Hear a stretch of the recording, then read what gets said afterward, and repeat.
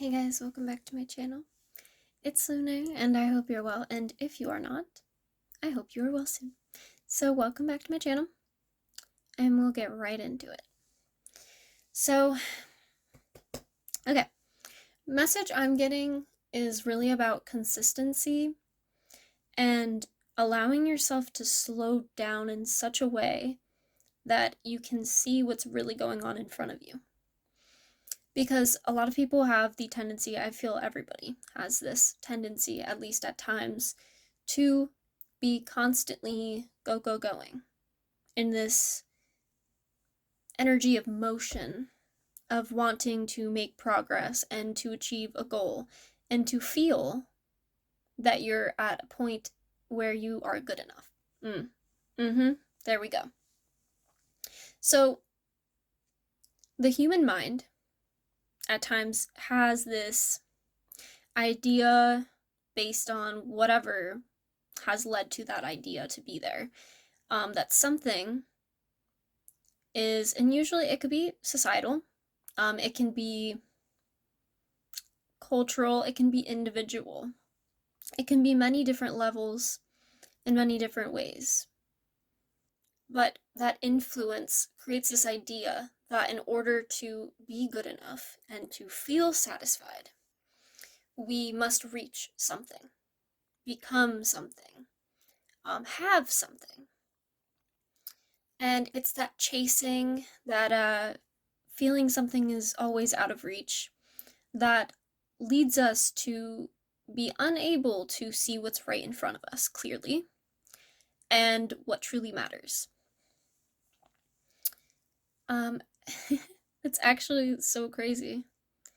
I mean, we think about that pretty often, or at least I think about that pretty often, about how there is always this rush and idea of more, when truly there can be an appreciation for what is, regardless of what it is, if what it is desirable, comfortable, or not. Because life itself is not always comfortable. We know that. It doesn't matter who you are, you will encounter suffering at some point in your life. And to think that that is not normal is not normal. Suffering is normal. It is how you are able to respond to suffering and how you are supported through suffering. That is what matters. You see what I'm getting at? So, in the chaos, if there is chaos, recognizing that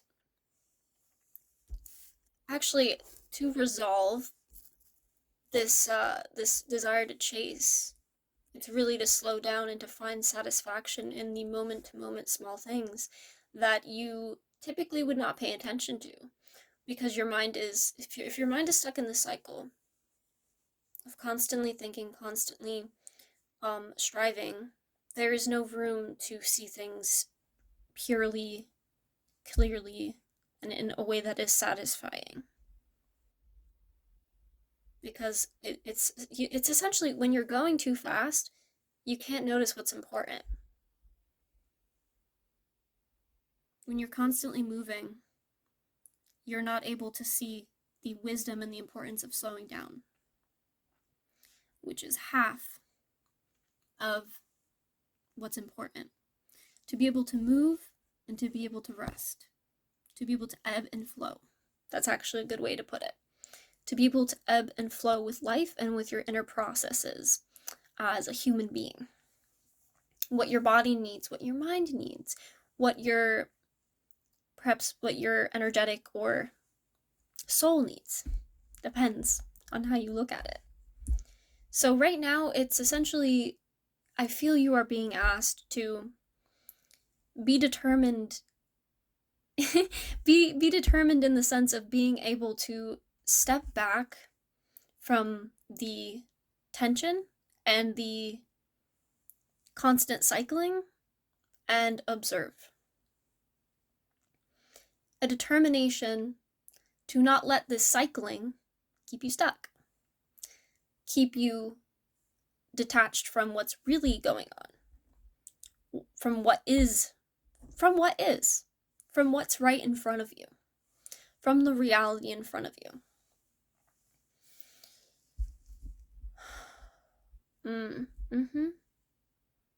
And also the ability to, as you are doing this, to forgive yourself when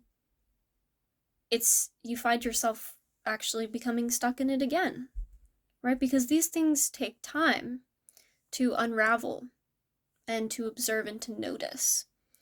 And you may even, I actually find that many people don't realize this, or maybe people do, but they're a little bit afraid to consider that in order to deal with suffering sometimes, we actually need other people. We actually need community. We need people to acknowledge and recognize us as we are. Because when you are alone and thinking about yourself and your life and this and that, it actually does help to have other people around you that are going to essentially reflect the reality of things. This depends on the person, because there are some people who may do this in an unhealthy way, or if there are people around you that act in a toxic manner, that wouldn't be helpful, right? Because it's reinforcing something that is actually toxic. But I'm saying, like, finding a safe space, finding like-minded people in such a way that you feel you can dive into your inner world and slow down and notice. Notice others, notice yourself as you really are, moment to moment. And you don't have to be in that slow energy all the time. It's just allowing yourself to be there so that the cycling does not keep you stuck. So, one of the cards I have is the Horse and Bluebell, Modest Fortitude. Actually, it's a very beautiful animal. I love this little drawing here, little illustration. But essentially what this is showing is it's the strength to slow down, the strength to be more grounded and consistent in actionable steps and in observation rather than anxiety. So you can really see things for how they are.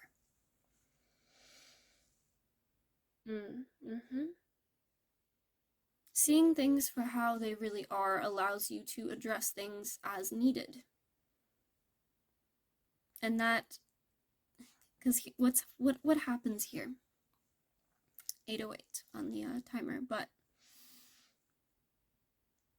what happens is when we get stuck in these cycles of thinking and of doing and of being in constant motion, there's such chaos that you can't see things clearly.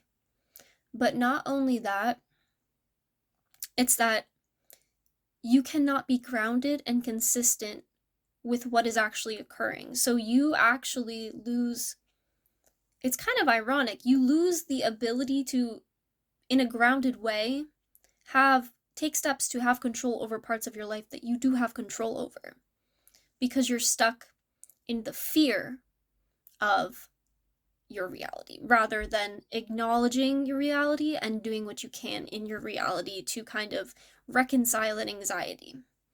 And that doesn't mean that all the anxiety is even something that can be reconciled through that, because some anxiety is irrational or based on things that cannot be changed, right?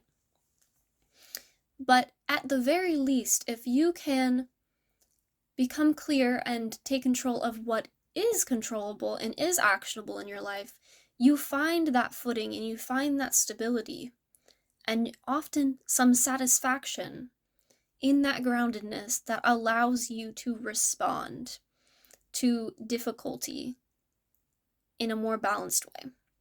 That is really what I am getting. Very interesting. And funny enough, too, is from that space of clarity, from that space of slowing down, of being consistent, and being able to observe rather than simply react and get stuck in the cycling. You may find a natural flow of inspiration starts to creep in as well, naturally, from that space, that may actually, you may also start to realize, you may start to be inspired as to things that, maybe are more important to you, or that you find actually make you happier than the idea that you had been worrying about. Or this too, you may find that as you are noticing and observing, not only is the inspiration to do things and try new things and pursue new things something that may start to naturally come about, but you may also notice that the things you thought would make you happy and would be something you desire in your life that you were so anxious about achieving or being a part of or being, no longer matter to you and actually do not resonate with you. 11:11 on the timer. And I saw 111 earlier as another number confirmation for somebody here. So this is why it's important to slow down, because it actually naturally, in that progression, modest fortitude, in that natural consistent progression, there needs to be clarity, compassion, and determination, acceptance of what is, but also the understanding, the compassion, the determination to allow yourself to experience that chaos and notice it in a way that is not judging of you, but again will progressively allow you to actually slow down in a way that's natural rather than forced, because there comes to be this tendency to want to snap yourself out of the anxiety and the cycling and the uncertainty of life, and perhaps of your mind, of direction. But that tends to be very counterproductive, actually, because what you're doing is essentially signaling to yourself that there's something wrong with you because you can't suddenly snap out of it, and also signaling that it's something that you have to, again, achieve and do right now, and then everything will be better, which is not the case. It is the consistency over time, the conscious choosing despite discomfort, and the ability to hold yourself when you slip as you are learning, because that's what it really is, right? It's like a child learning to walk. The child doesn't know how to walk yet, right? They're noticing their feet that somehow exist, their legs, the mechanics of it, and they notice it, but they're not quite sure how to use it. You wouldn't tell a child when they start to try to use it and they keep falling down that there's something wrong with them, would you? Because you know that that's a natural progression that takes time, takes learning, takes an integration to learn. That comes with anything. I don't know why this was the topic that came through, but it seems like someone really needed to hear that your progress is not meant to be a to-do list, a checklist. It's meant to be that natural unfolding progression, as with everything with life. And that can be uncomfortable and quite annoying to not be able to reach these things. But tell me this too, though. If you did reach these things that you say you want to reach, because as I was saying, sometimes when you slow down, you realize that these things are not what you actually want, right? When you allow yourself that space to find what is. I just lost that thought. I don't know what I was going to say there, but I don't know. That was interesting too, that just kind of flew out of my mind. But maybe that's part of it, is that maybe things don't need to be so perfect and don't need to be a specific way. Maybe part of it is the clumsiness and allowing yourself the space to be clumsy and to be authentic, and to be human, to be raw in your emotion and in your learning and in your mistakes. There is no perfect person, and there never will be. Even someone you perceive to be perfect is not perfect and never will be.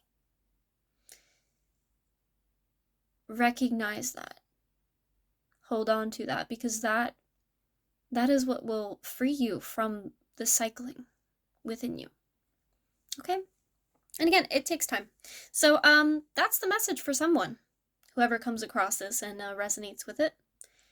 As always, I hope you're well, and if you're not, I hope you are well soon. Hope you got from this what you needed, or maybe share it with someone who might need to hear it. Regardless, have a great day. Bye.